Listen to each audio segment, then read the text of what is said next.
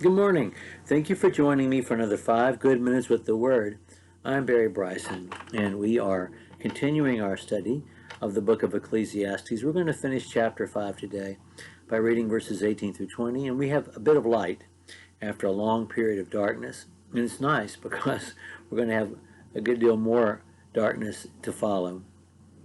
Behold, what I have seen to be good and fitting is to eat and to drink, and to find enjoyment in all the toil with which one toils under the sun the few days of his life that God has given him. For this is his lot.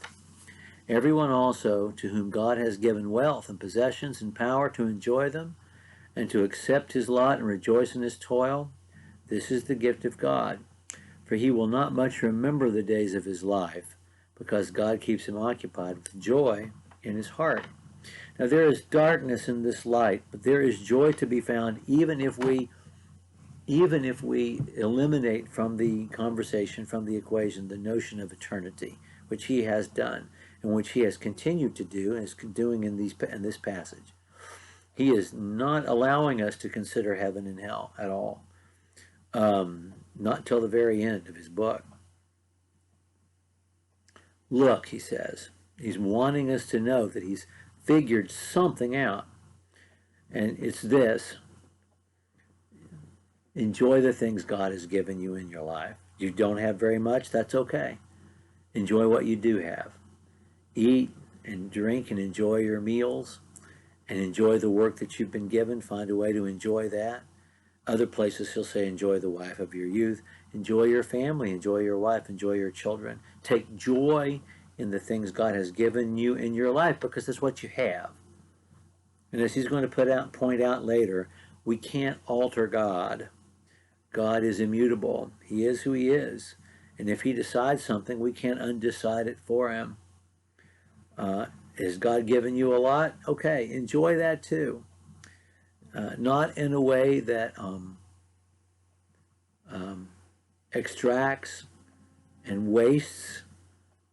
Just take what you've been given by God and find joy in that thing.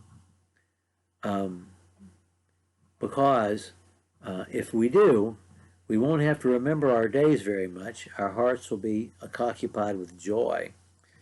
You and I probably think of remembering our days as a blessing, but he doesn't think of it that way. He thinks of it as a record of disappointment and failure. And you won't be dwelling on that much because you have toned yourself down a bit, because you have, stopped the anger. You have decided, made the decision in your own life to look at the things you have been given in your life and to take joy in those things. That's an enormous life lesson, whether we believe in eternity or not, isn't it? Just in the life that you already have, find satisfaction in it. Find things in it that give you joy, and take joy in those things. And don't feel guilty for taking pleasure in those things, because God has given them to you. So just do that. Just take joy in those things without trying to extract riches from other people, or trying to accumulate more, or acting dissatisfied with your lot. We all have different lots, and whatever lot we have, we can find some way to take joy.